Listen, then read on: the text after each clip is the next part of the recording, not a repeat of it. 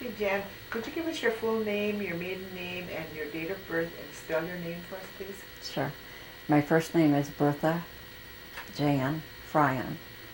My name is spelled F as in Frank, R-I-O-N. My maiden name is Summers, S-U-M-M-E-R-S. Stop for 1 second. Okay, we're rolling again. Would you spell your first name and middle name too, please? My first name, B-E-R-T-H-A, and middle name Jan, J-A-N. Okay, and you gave us your birth date? Okay. Could you give us the name of your parents?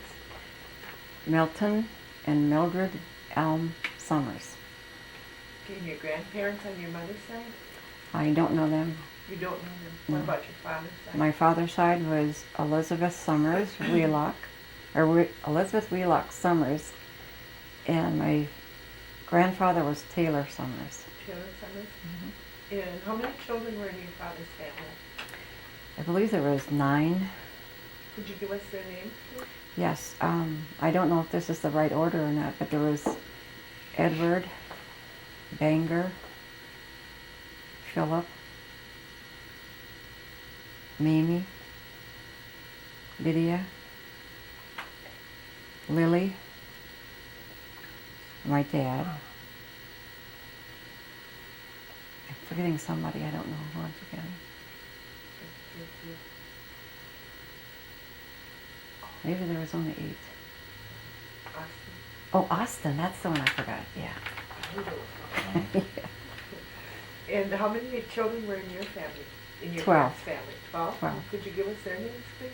Okay, the oldest one is Amanda, Ella, Lavinia, who's deceased, Rita, Noel, Arvilla, myself, Emma, who's deceased, Tony, Lynn, Luann, and Philip. Wasn't there one other one deceased? Yeah, there's 2 of them. Just 2 of them? I Mhm. thought there was 3. No. And do they all live in this area, or do they Yes. live away from here? Oh no, they live, some live here, some have moved away and Okay. come back. Okay. And how many children do you have? 2. 2, and what is their names? My oldest son is Matt, and he lives in Chicago, and he's 38. And my daughter is Mary, and she's 33. Okay, and you're married? Yes, And what is your husband's name? Eugene. Eugene? And what was the date of your marriage? July 13th, 1962. And you're both living here? Yes. Green Bay? Okay. You know, that's my daughter's birthday. That's not right. That's it's July 7th, Okay. 1962. Okay. And then, your parents, did they go to school at all? Did they get any kind of education?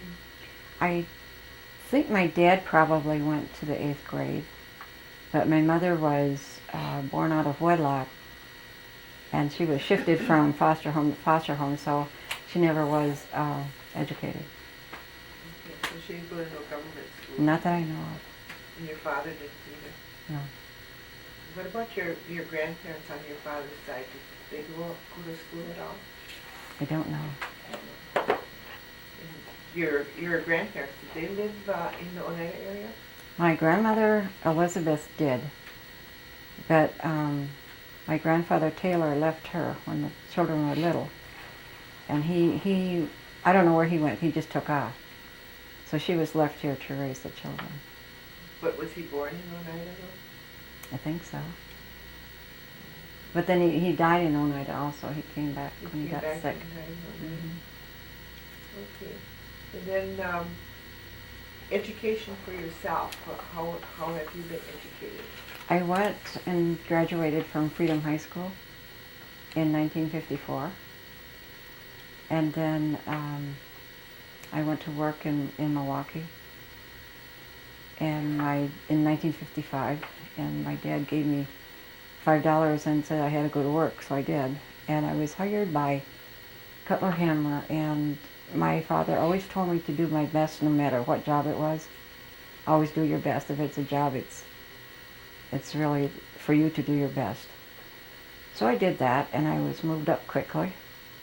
And then I think I was there 3 years, and then I moved to Fraser, Michigan, where they had contracts for Redstone and Jupiter missiles given to Chrysler.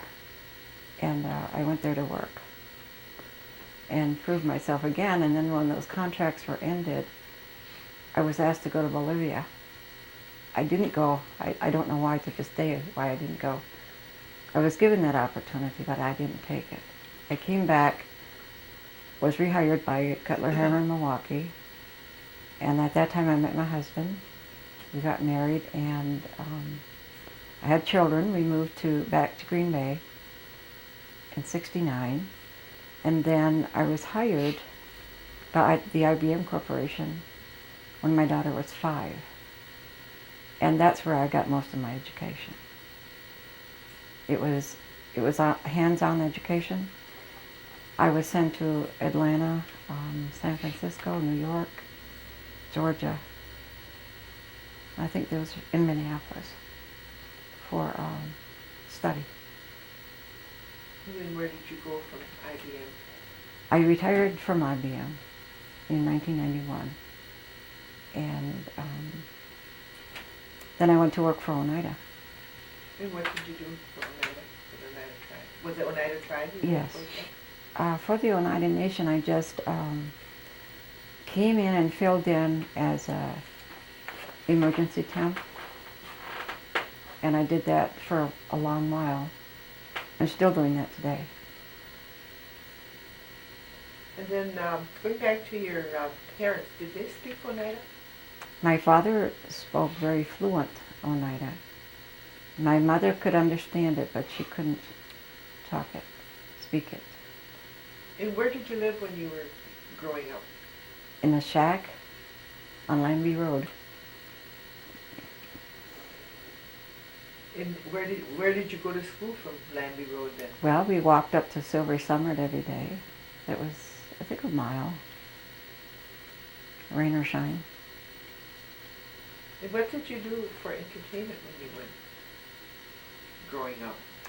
Well, I remember we had to do our homework every night before it got dark because we didn't have any lights.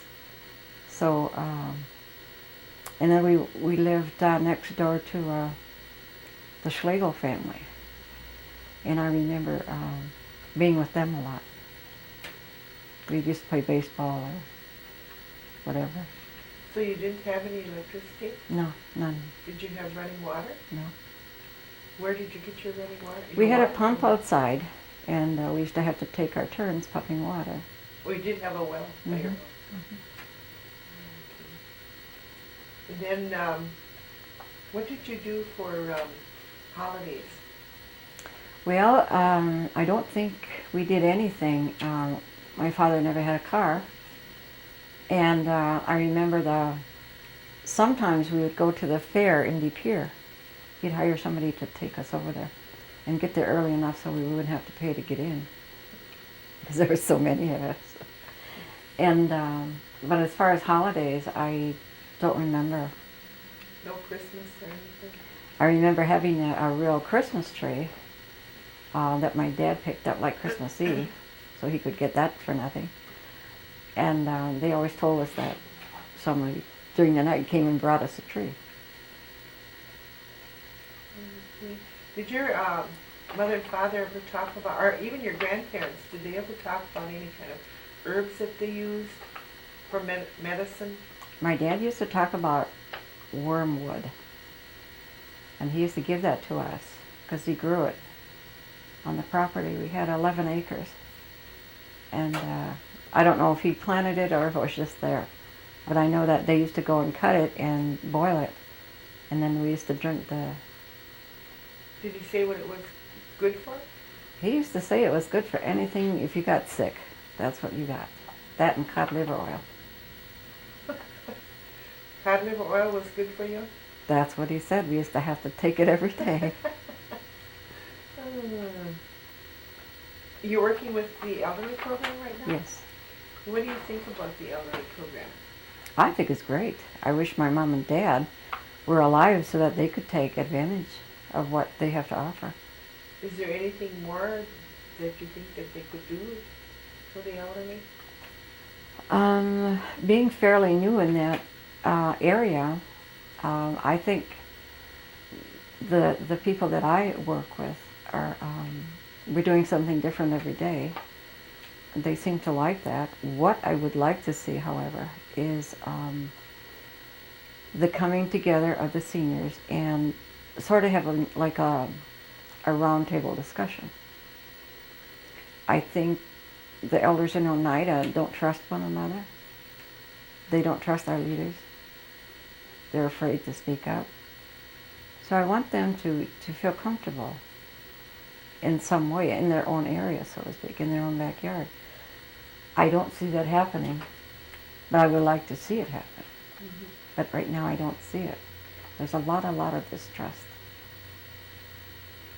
Do you think that the community meetings that UNCO is having now will be kind of like a roundtable discussion I'm hoping it will be. I'm looking forward to attending that one. to bring out some of the Yes, things that the elders feel? right. And I don't think they should be afraid. That's true. What do you think about the youth? What are we doing enough for the youth? Oh, definitely not. The youth are in trouble. How do you think that they could be helped better? I think Oneida needs to pray more. I think we need to give our children some aim and goal in life.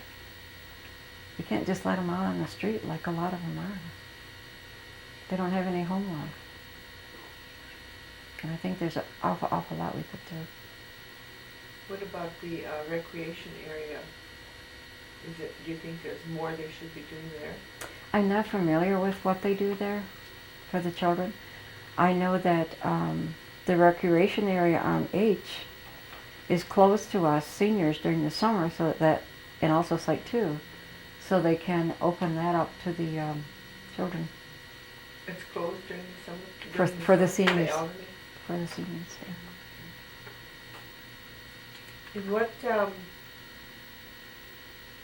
kind of religion do you have?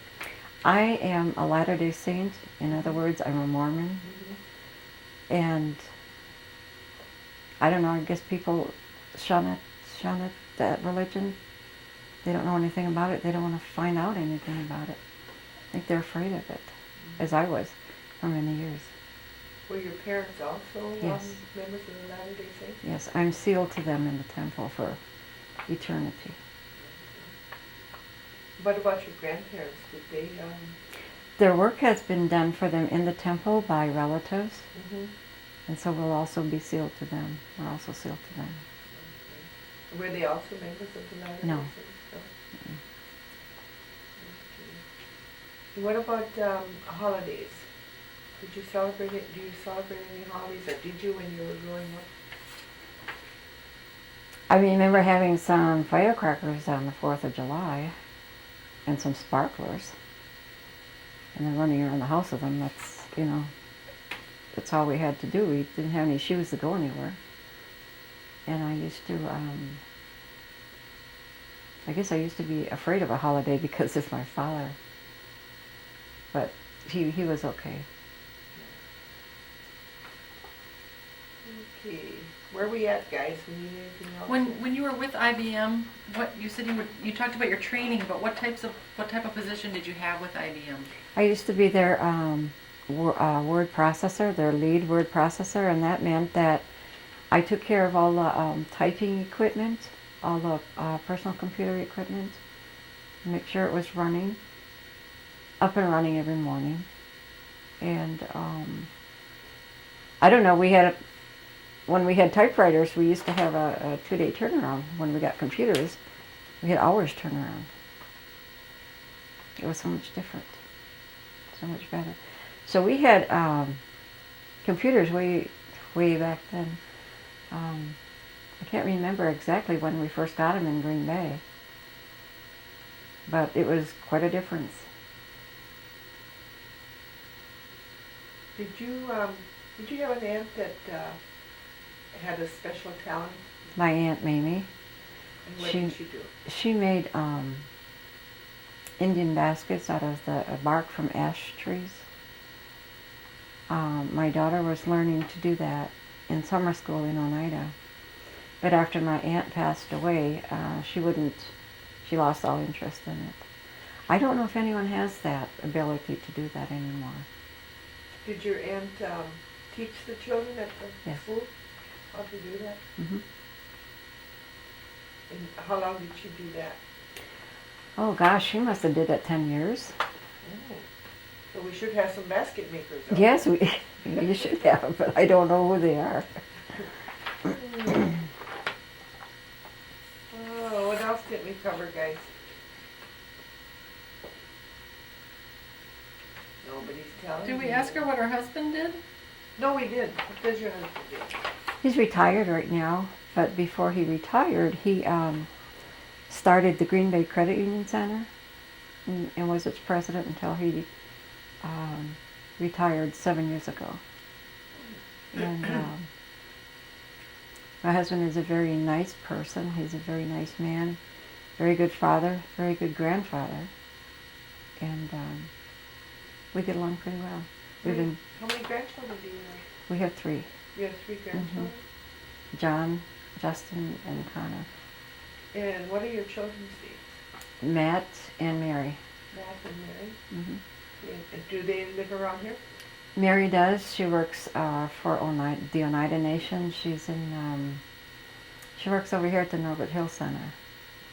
And my son is wireless telecommunications manager. He's based out of Chicago, but he goes all over. Like when they had the terrorist attacks in New York, he was sent over there. In fact, he just flew out of New York that night and then had to go back 2 days later.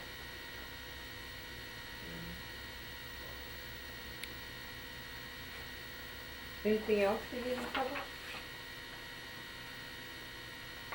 Can't think of anything, unless you've got anything you want to add.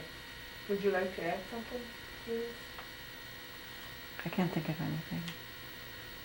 The only other thing that you were concerned about the youth, what would you recommend besides just the prayer and the home that the youth need today? I think they should be listened to. They should have a meal time together. So many people have meals on the run nowadays. I have never agreed with that. I sit my family down and all my grandkids, when we pick them up from school, they come in and they're hungry. And so we sit down and feed them and talk about their day. I've warned them against cigarette smoking, about drugs, alcohol, and everything. And then they come home and tell me that they studied about it and they knew about it before the topic came up. And I think, not that I'm not a good person, but I think that if a mother just took time to listen. I know my mother didn't listen. Of course, she couldn't. She had 12 mouths to feed. And so I tried to listen to my children, and I did, pretty much. Kept them out of trouble. And then I'm doing the same thing for my grandchildren now. Trying to keep them away from all the evils of the world. Do you think that the children are getting enough education? I think the opportunities are there, but I don't know the number of them who are taking advantage of it. Do you think the tribe is doing enough in the education area? As far as I know. Okay, well, I want to thank you for coming, and you got to pick up your grandson, so Thank you very we much. won't go into